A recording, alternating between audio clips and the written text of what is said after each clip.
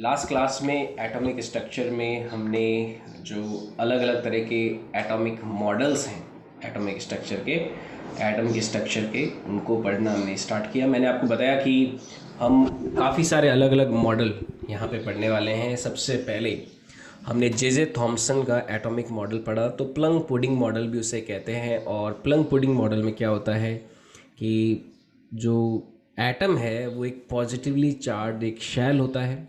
Atom एक positively charge shell है। उस पॉजिटिवली चार्ज शेल के अंदर जो इलेक्ट्रॉन्स हैं वो यूनिफॉर्मली डिस्ट्रीब्यूटेड रहते हैं, ऐसा जे थॉमसन ने अपने एटॉमिक मॉडल में कहा। उसके बाद में जे थॉमसन के मॉडल के कुछ ड्रॉबैक्स थे। जे थॉमसन का मॉडल इतना ज़्यादा कोई लॉजिकल नहीं था, और जे थॉमसन का मॉडल जो रदरफोर्ड है उसने एक गोल्ड सीट एक्सपेरिमेंट किया था, उसके ऑब्जर्वेशंस को बिल्कुल भी नहीं बता पा रहा था रदरफोर्ड का मॉडल। तो सॉरी इसका जे थॉमसन का मॉडल। तो रदरफोर्ड का मॉडल क्या था, रदरफोर्ड ने फिर क्या बताया, उसके बारे में अपन आगे लेते हैं।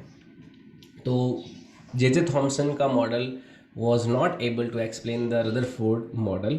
तो वो रदरफोर्ड का मॉडल क्या है, सेकंड अपन मॉडल पे आते हैं, रदरफोर्ड एटॉमिक मॉडल। रदरफोर्ड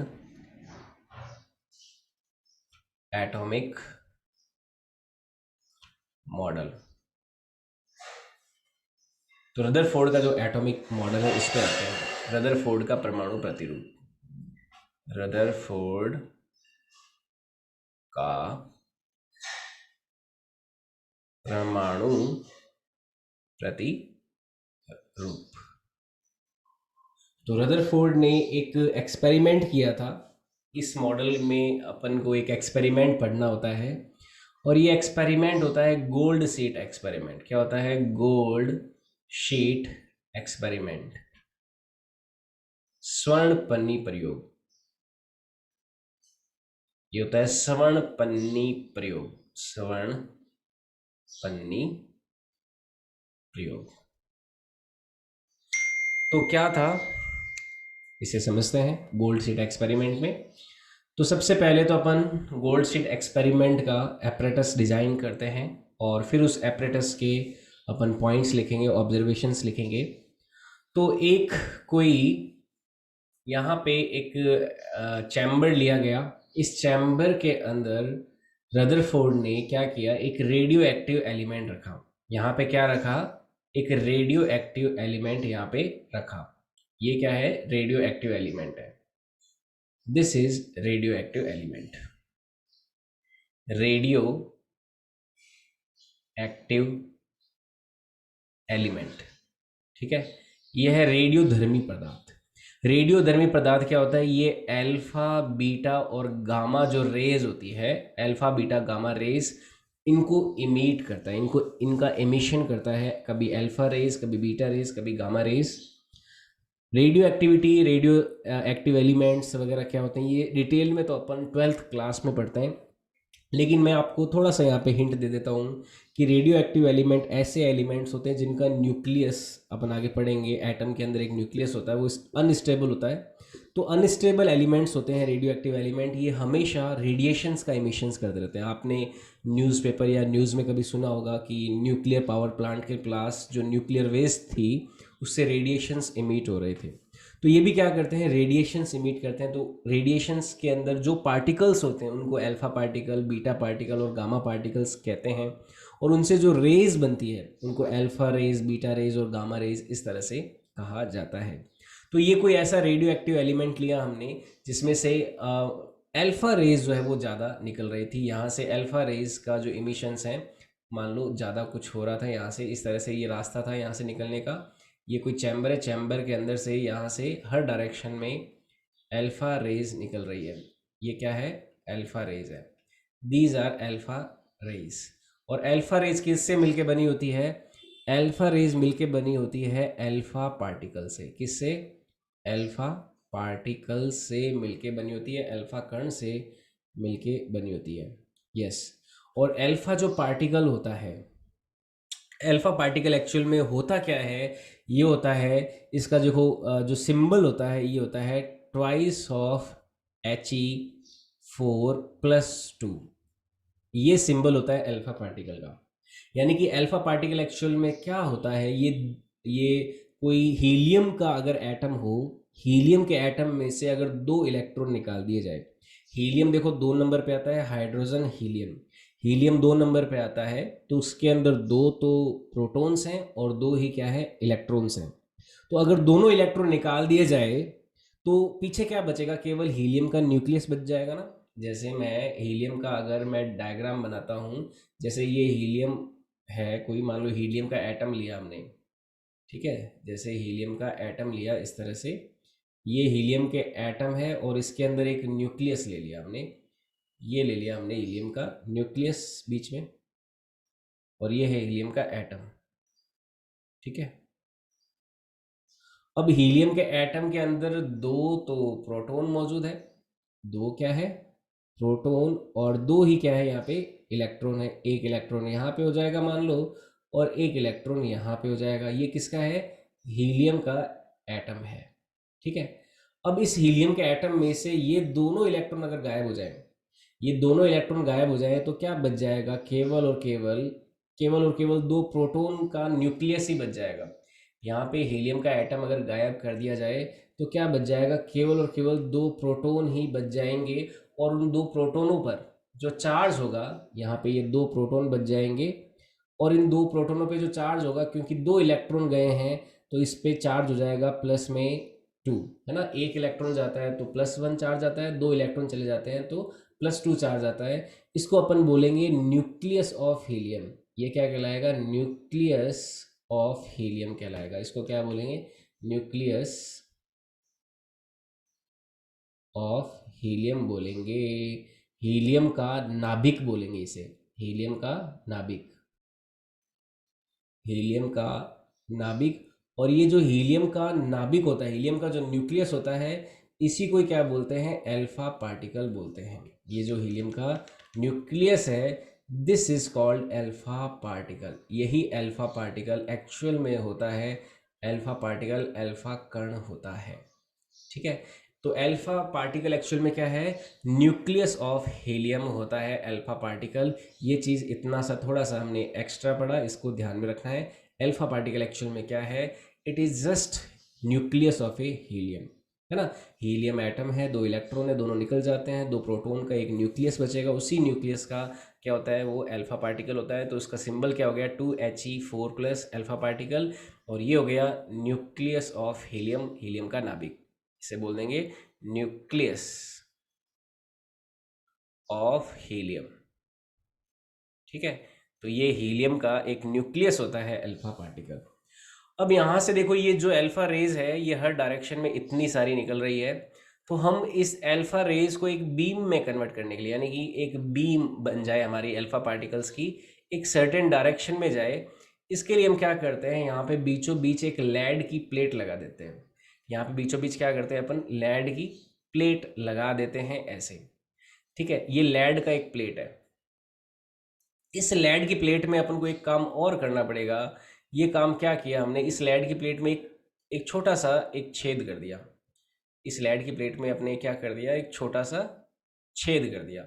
उस छोटे से छेद से देखो क्या होगा, जो लेड होता है, लेड की ये प्रॉपर्टी होती है कि ये हीलियम जो एक्सेस रेडिएशंस है इनको एब्जॉर्ब कर लेता है, ठीक है। तो जो अल्फा पार्टिकल इतने सारे आ रहे होंगे उनको तो एब्जॉर्ब कर लेगा, और कुछ एक अल्फा पार्टिकल क्या करेगा, ये सीधा यहाँ से एक बीम के फॉर्म में इमिट करने लगेगा। ये लेड की प्लेट क्या करेगी, ये प्लेट क्या करेगी, ये है लेड प्लेट, इसको बोलेंगे लेड प्लेट। तो ये क्या करती है, एब्जॉर्ब एब्जॉर्ब रेडिएशंस। तो ये जो एक्स्ट्रा रेडिएशंस आ रहे हैं अल्फा पार्टिकल्स के, उन्हें एब्जॉर्ब कर लेगी। बीटा पार्टिकल्स न्यूक्लियस नहीं होते हैं। अपन रेडियो एक्टिविटी जब पढ़ेंगे 12th क्लास में, तब अल्फा बीटा और गामा पार्टिकल्स के बारे में डिटेल में पढ़ेंगे। बीटा पार्टिकल के बारे में अभी डिस्कशन नहीं करेंगे, हम 12th क्लास में इसका डिस्कशन हमारा रहता है। तो अब यहाँ से देखो, ये जो छेद है यहाँ पे तो क्या होगा, अल्फा पार्टिकल नहीं रुकेगा, तो ये तो क्या जाएगा, सीधा चला जाएगा। तो ये क्या होगी, बीम ऑफ अल्फा पार्टिकल, इसको बोलेंगे बीम ऑफ अल्फा पार्टिकल। ये है बीम ऑफ अल्फा पार्टिकल्स। एक अल्फा पार्टिकल का एक एक बीम है, ठीक है। बीम मतलब एक सीधी, जैसे लेजर लाइट सीधी सीधी जाती है ना, वैसे एक बीम आया। अब इस बीम के आगे हमने क्या रखा, एक गोल्ड शीट रख दिया, एक गोल्ड का शीट रख दिया। ये हो गया स्वर्ण पन्नी, ये एक गोल्ड का शीट हो गया। गोल्ड का शीट जो है बहुत ही ज़्यादा पतला है, ये शीट है, इसको थिकनेस बहुत ही ज़्यादा छोटी होती है। और इसकी जो थिकनेस होती है, इस गोल्ड शीट की थिकनेस, ये लगभग 10⁻⁻⁶ मीटर के आसपास होती है। इसकी थिकनेस कितनी है, 10⁻⁻⁻�6, यानी फिर इसको 1 माइक्रोमीटर भी बोल सकते हैं। और ये गोल्ड शीट कितनी पतली है, इसका आपको अंदाज़ा इस बात से लगेगा कि आपके घर में मान लो कोई प्रोग्राम है, उसमें मिठाई वगैरह बन रही है, तो जब मिठाई बनती है तो उसके ऊपर जो चांदी का या सोने का जो वर्क लगाते हैं, चांदी का ज़्यादा प्रचलित है, सोने का तो नहीं लगाते, चांदी का जो वर्क आता है ना, तो वो कितना पतला होगा, आपने देखा हो। अगर उसको थोड़ा पंखे में रख दे तो पंखा ही उसको उड़ा के ले जाता है, तो दो कागजों के बीच में उसको बहुत ही ध्यान से रखा जाता है। तो ये गोल्ड शीट उतनी ज़्यादा पतली है। अब अल्फा पार्टिकल देखो यहाँ पे आ रहे हैं, ये बीम ऑफ अल्फा पार्टिकल्स इस तरफ इस पे आके टक्कर मार रही है। बहुत सारे अल्फा पार्टिकल्स की बीम आके इस गोल्ड शीट पे आके टक्कर मार रही है। ये क्या है, गोल्ड शीट है ना, स्वर्ण पन्नी है, ये गोल्ड शीट है। अब देखो, जब रदरफोर्ड ने एक्सपेरिमेंट किया तो रदरफोर्ड ने क्या देखा कि यहाँ से गोल्ड शीट से कुछ अल्फा पार्टिकल, बहुत सारे अल्फा पार्टिकल देखो सीधे निकल जाते हैं। बहुत सारे अल्फा पार्टिकल्स तो क्या है, बिना किसी रुकावट के सीधे निकल जाते हैं, यानी कि यहाँ पे सीधे ही निकल जाते हैं, ऐसे ऐसे। तो सीधे निकल जाते थे बहुत सारे अल्फा पार्टिकल, तो ऐसा उसने पाया रदरफोर्ड ने। और बहुत सारे अल्फा पार्टिकल्स जो हैं वो अपने पाथ से डिविएट हो जाते हैं, इस तरह से डिविएट भी होते हैं कुछ अल्फा पार्टिकल्स। लेकिन most of the alpha particles जो हैं वो क्या हो जाते हैं, डिविएट हो जाते हैं, ऐसा रदरफोर्ड ने पाया। Sorry, most of the particle तो सीधे जाते हैं, कुछ अल्फा पार्टिकल डिविएट होते हैं अपने पाथ से, ऐसे कुछ ऐसे भी डिविएट होते हैं। बहुत कम डिविएट हो रहे थे, लेकिन मोस्ट ऑफ द पार्टिकल्स सीधे चले जा रहे थे। तो ये ऑब्जर्वेशन रदरफोर्ड ने देखा। अब इस ऑब्जर्वेशन को देखने के लिए, क्योंकि अल्फा पार्टिकल भी विजिबल नहीं होते, उनको अपन देख नहीं सकते, तो उनको देखने के लिए क्या किया रदरफोर्ड ने, ये पूरा का पूरा एपरेटस जो है यहाँ पे एक एक कवर अप करने के लिए इसको रदरफोर्ड ने कवर कर दिया। कवर किससे किया, एक मान लो एक कवर अप ले लिया इसे, कि कोई भी अल्फा पार्टिकल जो है वो मिस ना हो। अल्फा पार्टिकल खुद अपने आप में, जो अल्फा रेज की जो बीम है ये इनविजिबल है, यानी कि देख नहीं सकते इसको, इनविजिबल है। और कोई अगर रे या बीम इनविजिबल होती है, तो हमने कैथोड रे ट्यूब एक्सपेरिमेंट में भी पढ़ा कि उसमें क्या किया जाता है, जिंक सल्फाइड की कोटिंग की जाती है। तो यहाँ पे जिंक सल्फाइड की कोटिंग की गई, ताकि जो स्पार्क है, हमें स्पार्क मिलेगा, उस स्पार्क से हम क्या करेंगे, हम अंदाज़ा लगा लेंगे कि अल्फा पार्टिकल कहाँ हिट कर रहा है। तो जो स्पार्क्स होंगे ना यहाँ पे, वो हमें बताएंगे कि अल्फा पार्टिकल कहाँ पे जाके हिट कर रहा है, क्योंकि अल्फा रेज की जो बीम है वो अपने आप में इनविजिबल होती है, यानी कि दिखाई नहीं देती है। तो जो बीम ऑफ अल्फा पार्टिकल्स है वो देखते हैं कि कहाँ हिट करेगी। तो रदरफोर्ड ने क्या देखा कि मैक्सिमम स्पार्क यहाँ पे आ रहे थे, यानी कि मैक्सिमम स्पार्क जो है ये वो यहाँ पे आ रहे थे, कुछ स्पार्क यहाँ पे आ रहे थे, कुछ स्पार्क यहाँ पे आ रहे थे, यानी कि जो दूर वाले स्पार्क है वो तो कम दिखाई दिए थे, लेकिन जो जिस पाथ पे हमारी अल्फा पार्टिकल्स की बीम जा रही थी, उस पाथ के आगे मैक्सिमम यहाँ पे स्पार्क दिखे थे। यहाँ पे क्या दिखा था, मैक्सिमम स्पार्क हमको मिले, maximum spark, maximum sparks. Maximum sparks का मतलब क्या है, यहाँ पे बहुत ज़्यादा अल्फा पार्टिकल हिट कर रहे हैं, ऐसा रदरफोर्ड ने देखा। तो रदरफोर्ड का पहला ऑब्जर्वेशन तो था कि most of the alpha particle deviate हो जाते हैं अपने पाथ से, उनको कोई नहीं रोकता। कुछ particle, sorry, most of the particle जो है वो सीधा चले जाते हैं बिना डिविएशन के, कुछ पार्टिकल्स डिविएट होते हैं। और रदरफोर्ड ने ये भी देखा कि कुछ पार्टिकल अपने पाथ से वापस यहाँ पे लौट आते हैं, यहाँ पे वापस लौट आते हैं। उसके लिए उसने कुछ अरेंजमेंट्स किया था कि यहाँ पे भी उसने जिंक सल्फाइड की कोटिंग की थी, तो उसने देखा था कि एक दो स्पार्क जो है उसे यहाँ पे भी देखने को मिले। तो बहुत ही कम अल्फा पार्टिकल जो है अपने पाथ से वापस 180 डिग्री मुड़ के यहाँ पे आ रहे थे। तो ये रदरफोर्ड ने पूरा एपरेटस लगाया था, ये गोल्ड सीट एक्सपेरिमेंट का एपरेटस है। ठीक है, तो इसके कुछ ऑब्जर्वेशंस थे, उन ऑब्जर्वेशंस को लिखते हैं। उन ऑब्जर्वेशंस का जो कंक्लूजन है वही रदरफोर्ड का एटॉमिक मॉडल बताता है। रदरफोर्ड का एटॉमिक मॉडल पूरी तरह से एक्सपेरिमेंट पे बेस्ड था, और ये एक्सपेरिमेंट है, यहाँ पे आप देख सकते हो, गोल्ड शीट एक्सपेरिमेंट। तो रदरफोर्ड के ऑब्जर्वेशंस क्या क्या थे, अपन लिखना स्टार्ट करते हैं। तो observations of gold sheet experiment, तो लेते हैं ऑब्जर्वेशंस, ऑब्जर्वेशंस, ठीक है, ऑफ एक्सपेरिमेंट।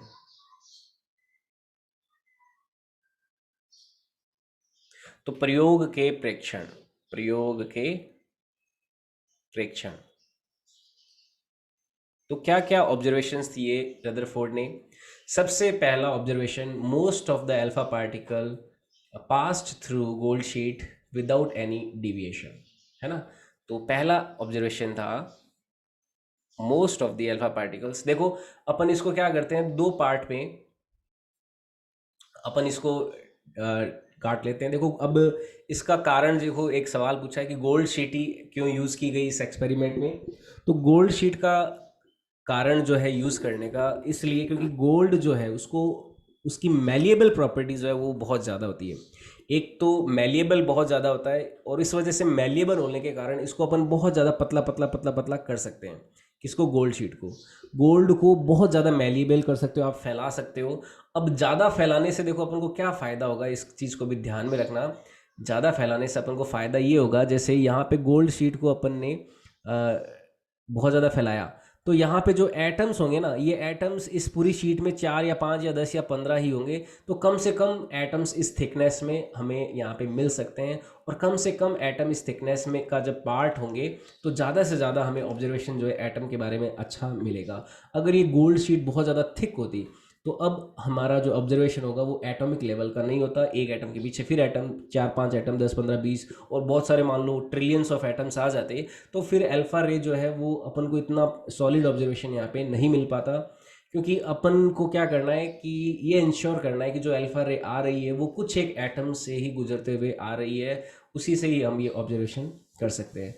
तो गोल्ड शीट यूज़ करने का जो कारण है वो ये ध्यान रखना, because of its malleable property. यहाँ पे क्या होती है गोल्ड शीट की, used because of malleable property, used because of its malleable property. Malleable property क्या होती है, तन्यता के गुण के कारण, तन्यता के गुण के कारण, ठीक है। इसके तन्यता का गुण, ये तन्यता का गुण क्या है, ये बहुत ज़्यादा फैलता है ना, बहुत ज़्यादा फैल सकता है, इसलिए गोल्ड शीट यूज़ किया गया। अब ये हमारा सवाल, जिंक सल्फाइड क्यों यूज़ किया गया। ये जिंक सल्फाइड है, ZnS, ये किस लिए, फॉर फ्लोरोसेंस, यानी कि स्पार्क क्रिएट करने के लिए, है ना। क्योंकि अल्फा पार्टिकल्स क्या है, इनविजिबल है, तो उनको विजिबिलिटी से देखने के लिए कि वो कहाँ पे हिट कर रहे हैं, तो अपन को एक जिंक सल्फाइड का कोटिंग किया गया for observation of alpha particles, की वो कहाँ पे हिट कर रहे हैं एग्जैक्टली, उसके लिए अपन जिंक सल्फाइड का कोटिंग यूज़ कर रहे हैं, वरना यूज़ नहीं करते।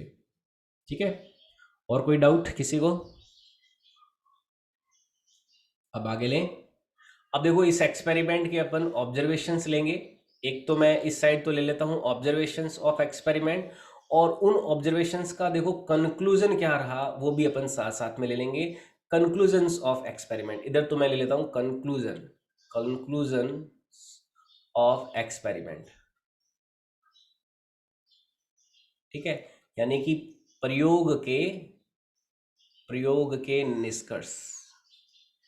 तो अपन एक टेबल बनाते हैं जिसके एक तरफ तो रहेंगे ऑब्जर्वेशंस ऑफ एक्सपेरिमेंट, और दूसरी तरफ रहेगा conclusions of experiment.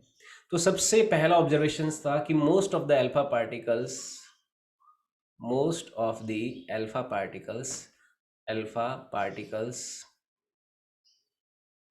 moves from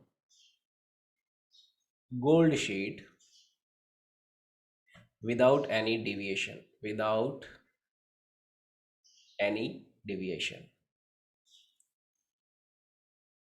तो ये यहाँ पे पहला ऑब्जर्वेशन देखने को मिला था रदरफोर्ड को, कि अधिकांश अल्फा कण बिना मुड़े सीधा चले जाते हैं।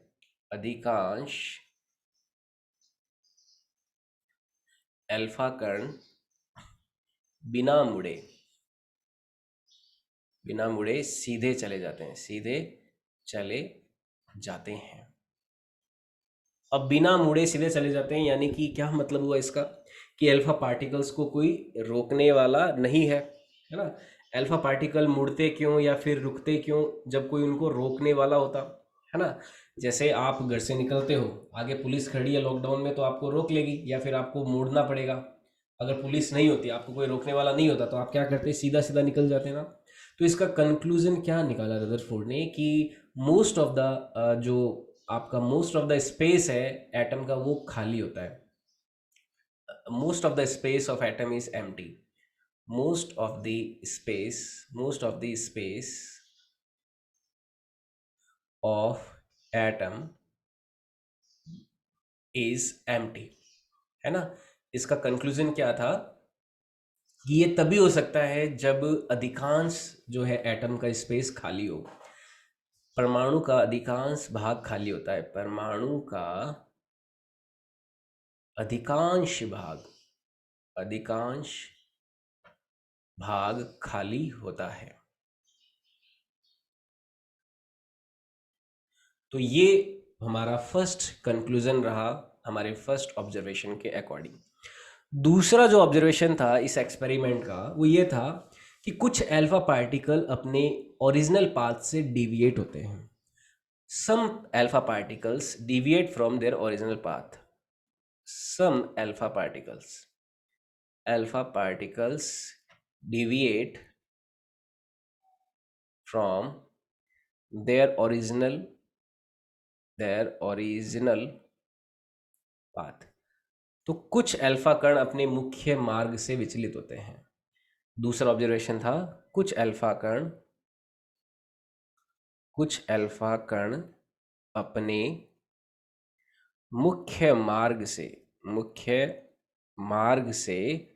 विचलित हुए।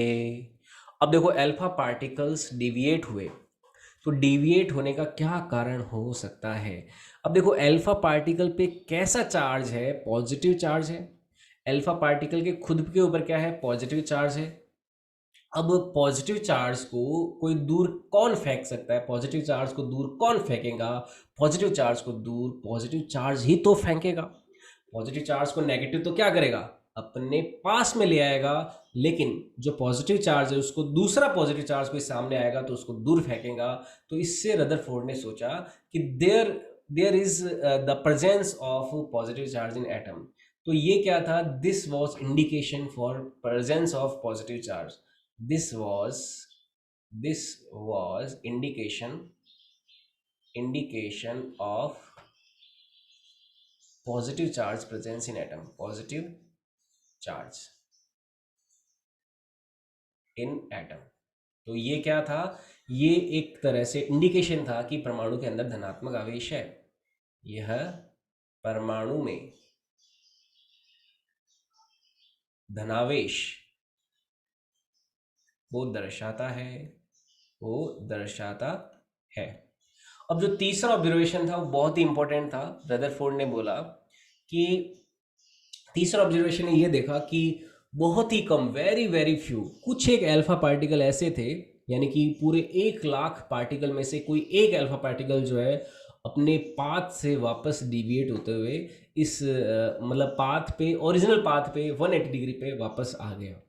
तो very very few alpha particle, very very few alpha particle alpha particles. और इसमें एक डेटा होता है कि 1/1 लाख, 1/1 लाख, यानी कि 1 लाख में से कोई एक पार्टिकल जो है अपने वापस ओरिजिनल पाथ पे आया। Very very few alpha particle came back to original path, came back to their original path, है ना। तो ओरिजिनल पाथ पे आ गए, यानी कि उन्होंने कितना डिविएशन ले लिया, 180 डिग्री का डिविएशन ले लिया, आगे जा रहे थे तो वापस एज इट इज पीछे आ गए। तो बहुत कम अल्फा कण 180 डिग्री पर वापस आए। और बहुत ही कम थे, very very few alpha particle came back to their original path. देखो इसमें 1/20,000 भी होता है, कहीं पे 1/1,00,000 भी होता है, लेकिन ये दर्शाने का तरीका है कि कोई एक पार्टिकल था, बहुत सारे पार्टिकल्स जब उसने बोम्बार्डिंग की तो उसमें से कोई एक पार्टिकल था। ठीक है, तो अलग अलग बुक्स में इसका अलग अलग डेटा रहता है, पर ये डेटा इतना वैसे नहीं है कि इसे अपन को याद करना है 1/20,000 है या फिर 1/1,00,000 है। ठीक है, तो बहुत सारी अलग अलग बुक्स में अपन को अलग अलग देखने को मिलता है। तो ये कोई ऐसा डेटा नहीं है जिसे अपन को हार्ड एंड फास्ट के साथ याद ही रखना है। तो ये जो तीसरा ऑब्जर्वेशन था, इस तीसरे ऑब्जर्वेशन का जो कंक्लूजन है वो बहुत ही शानदार है। रदरफोर्ड ने बोला कि जो अल्फा पार्टिकल है अपने आप में एक गोला है ना। अल्फा पार्टिकल के पास एनर्जी बहुत सारी है और गोल्ड शीट तो इतनी सी छोटी है। तो गोल्ड शीट इतनी छोटी है और उसमें से अगर अल्फा पार्टिकल टक्कर मार के वापस आ जाता है, तो रदरफोर्ड ने बोला कि मैं कोई मेटल का बहुत बड़ा गोला किसी दीवार पे मारता हूँ तो वो गोला वापस कैसे आ सकता है। मतलब अल्फा पार्टिकल तो एक बहुत बड़े स्टील की बॉल की तरह से है, और जो गोल्ड शीट है वो कोई कागज़ की दीवार है। उसने ऐसा कुछ बोला था कि कागज़ की दीवार पे कोई स्टील का गोला मार रहे हैं और कागज़ वापस स्टील के गोले को वापस फेंक रहा है। इसका मतलब जो कागज़ के अंदर जो पॉजिटिव चार्ज है वो कहीं ना कहीं एक छोटे एरिया में या फिर छोटे वॉल्यूम में जमा हुआ है। यहाँ पे थर्ड ऑब्जर्वेशन जो था रदरफोर्ड का, उसने थर्ड कंक्लूजन क्या निकाला कि the positive charge is is occupied in very very less volume, है ना। क्योंकि जो पॉजिटिव चार्ज है वो बहुत कोई छोटे से वॉल्यूम में ऑक्यूपाइड है। ऐसा तभी हो सकता है कि अल्फा पार्टिकल को पीछे भेज दे। और देखो बहुत सारे अल्फा पार्टिकल जब बम्बार्डिंग कराए तो उसमें से बहुत ही कम जाके एक कोई निशाने पे, ठीक निशाने पे लगा, और ठीक उस जो पॉजिटिव चार्ज था उस एटम का, उसने वापस अल्फा पार्टिकल को पीछे भेज दिया। और ये जो छोटे से वॉल्यूम में जो पॉजिटिव चार्ज जमा हो रखा है एटम के अंदर, उसी को उसने न्यूक्लियस नाम दिया रदरफोर्ड ने। तो न्यूक्लियस को टक्कर मारने के लिए हमें बहुत सारे अल्फा पार्टिकल की बॉम्बार्डिंग करनी पड़ी, यानी कि जो न्यूक्लियस है वो एटम के कंपैरेटिवली बहुत ज़्यादा छोटा होगा। ऐसा रदरफोर्ड ने थर्ड कंक्लूजन दिया इस थर्ड ऑब्जर्वेशन से। तो थर्ड ऑब्जर्वेशन क्या था कि the charge positive charge the positive charge of atom the positive charge of atom lie in a very small volume, in a very small part of atom, very small part of atom. this is called this is called nucleus of atom. इसे जो atom है उसका नाभिक कहते हैं। हिंदी में लिख लेंगे कि परमाणु का धनावेश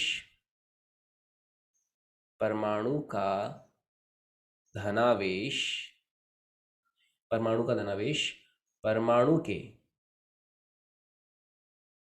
बहुत छोटे हिस्से में होता है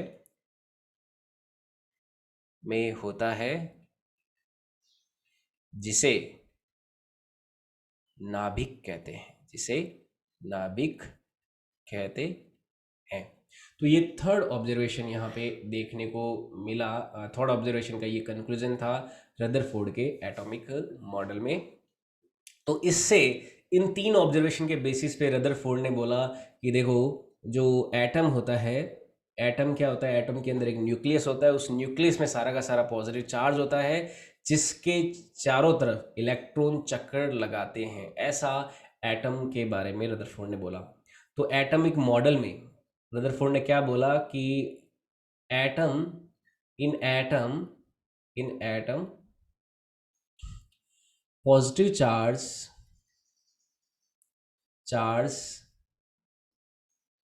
exist in nucleus nucleus surrounding to which electron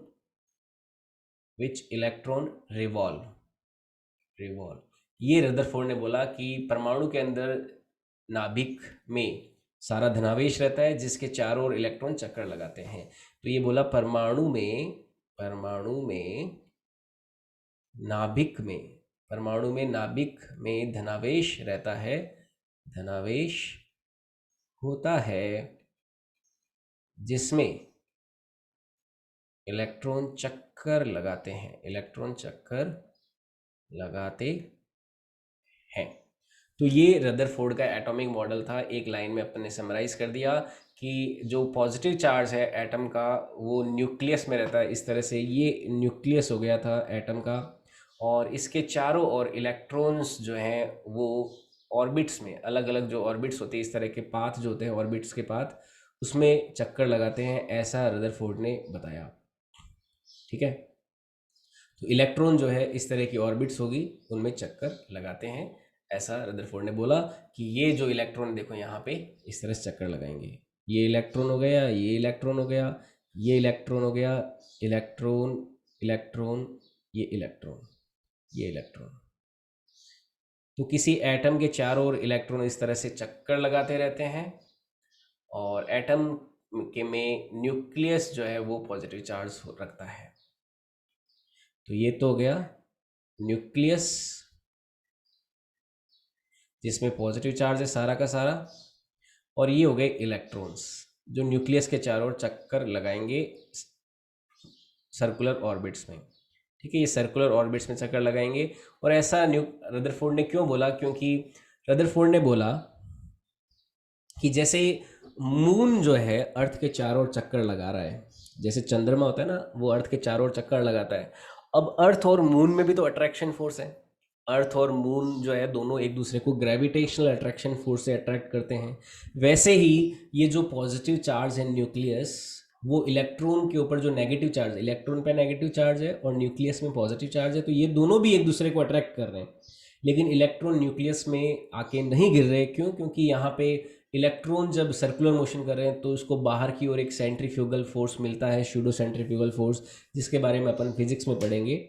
तो बाहर की ओर एक सूडो सेंट्रीफ्यूगल फोर्स मिलता है। जैसे आप चक्कर लगाते हो ना, तो आपने देखा होगा कि जब भी आप सर्कुलर पाथ में चक्कर लगाते हो तो आपको एक बाहर की ओर एक धक्का सा मिलता है।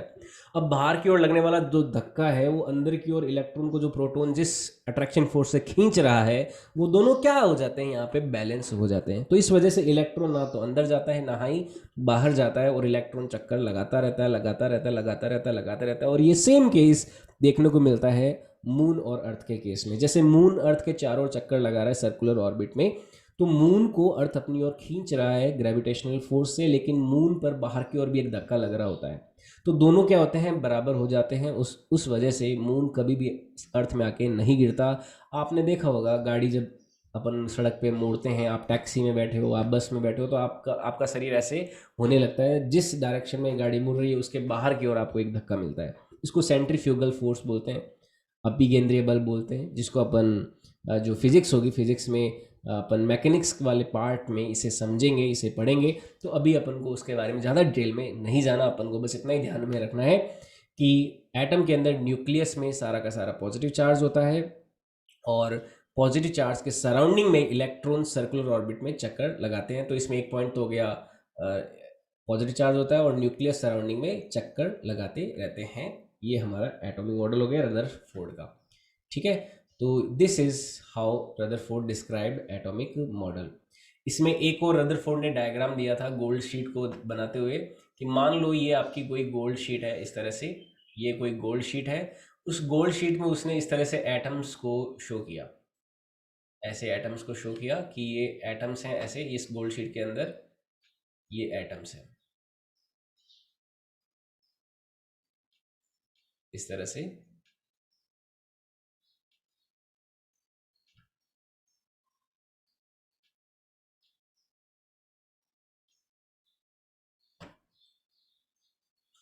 इस तरह से एटम्स प्लेस्ड है,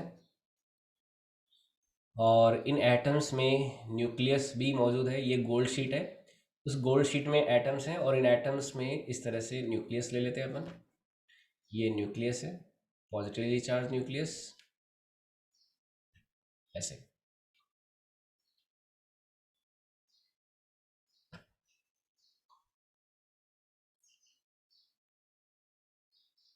अब यहाँ पे अल्फा पार्टिकल्स आ रहे हैं, अल्फा पार्टिकल्स। तो अल्फा पार्टिकल्स आ रहे हैं इस तरह से बहुत सारे।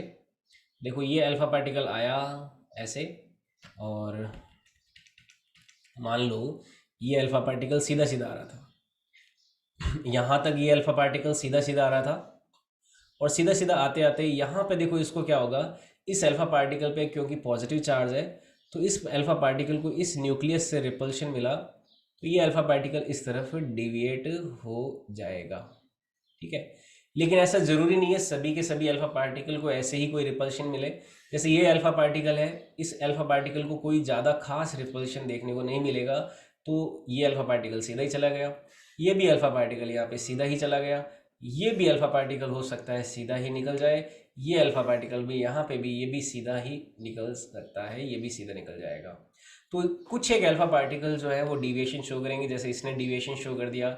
ये अल्फा पार्टिकल भी इस न्यूक्लियस के पास से गुजर रहा है, तो पास से गुजरते समय इस अल्फा पार्टिकल ने भी एक डिविएशन शो किया, कुछ कुछ ऐसे। तो इस तरह से बहुत कम अल्फा पार्टिकल डिविएशन शो कर रहे थे, और most of the alpha particle सीधा ही अपने पाथ में निकल रहे थे बिना डिविएशन के।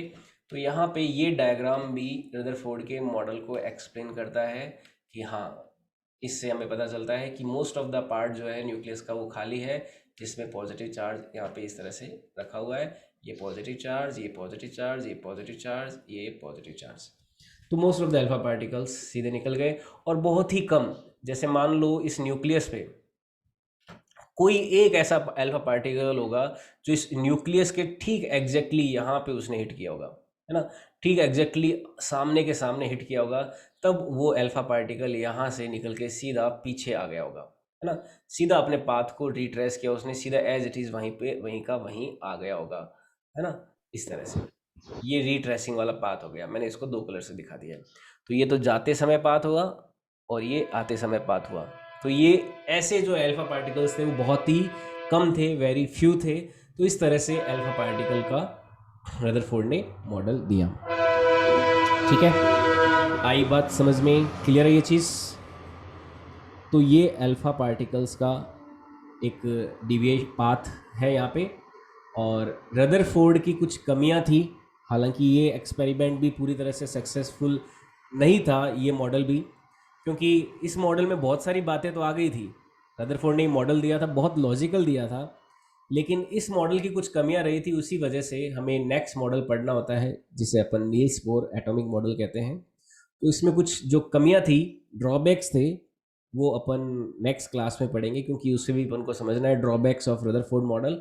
रदरफोर्ड मॉडल वैसे तो परफेक्ट था, क्योंकि पूरी तरह से लॉजिकल था, एक एक चीज़ उसने लॉजिकल की, कोई भी चीज़ हवा में तीर नहीं मारा, तुक्का नहीं मारा। कोई भी साइंटिस्ट उस पर अंगुली उठा ले कि तुमने ये बात क्यों बोली, तो उसका उसके पास जवाब था।